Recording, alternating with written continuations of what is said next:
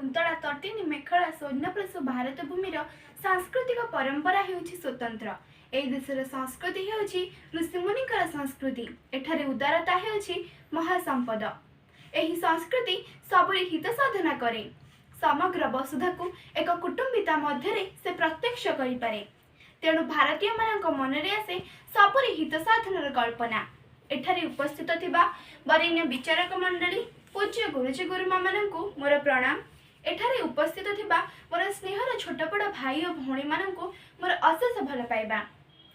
आज दुर्नीति किपरि एक सामाजिक व्याधि परिणत होई परिछि से विषय किछि कहबा पई मोठारे दंडायमान।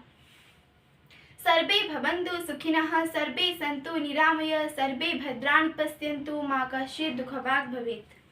समग्र वसुधा को एक कुटुंब मनकरी सार्वजनीन भातृत्व बोधर परिकल्पना करी पर को आपणार अनुभव भितरे जो भारतीय दिन सर्वमंगल कामना व्रती थिला सही भारतीय मनरे आज आउ से पूर्व परि भावना नाही। कारण एबे भारतीय मानक मनरे भरी रहिछि असामान्य दुर्नीति।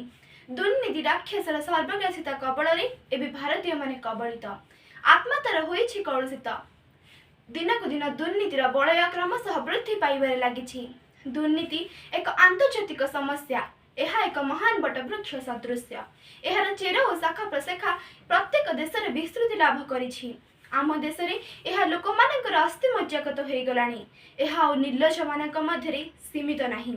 खोलाखोली लांच दियानिया हेउछि। पंचायत ठारू पार्लियामेंट पर्यंत जेउठारे देखिले मध्य बहुरूपी दुर्नीति राक्षसर उपस्थिति अनुभूत हेउछि। स्वाधीनतार ही 75 वर्ष भितरे आम देश दुर्नीति मिछ लांच मेघरे घोड़े हुई रही। गोटे लोक कौन कार्य कार्यालय को गले सहजरे कार्यटी हो पारुनी। दुर्नीतिर लंबा हाथ ता आगे भिक्षाम देही कहूछि। गरीब मूलिया साधारण मनीष मध्यवित्त बा केही भी आज दुर्नीति कबलरू मुक्त नाहांती। क्षमता और लालसा बड़बड़िया मानकु दुर्नीति करबा पई अनुप्रेरित करुछि। Power corrupts absolute, power corrupts absolutely. अर्थात क्षमता कलुषित करे, संपूर्ण क्षमता संपूर्ण कलुषित करे। आम देश में 1/3 लोक दुर्नीतिग्रस्त थिबा बेले 50% लोक दुर्नीतिर सीमांत मध्य पहुंची सारिथिबा कथा श्री सिन्हा कहिसेंती।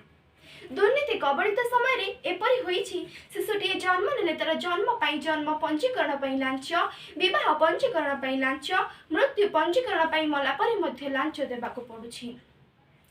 एही कोरोना परि महामारी परिस्थिति रे मध्ये लोक माने दुर्नीति करबा पई पछै नाहंती। अनेक क्षेत्र रे देखा जाउछि लोके लांच देई कोरोना पॉजिटिव और नेगेटिव रिपोर्ट हासिल करि पारुछंती। एही महामारी परिस्थिति रे केतरा टंकार लालसरे पड़ी लोके एही बड़ी जघन्य काम करिबाकू पछाउ नाहंती।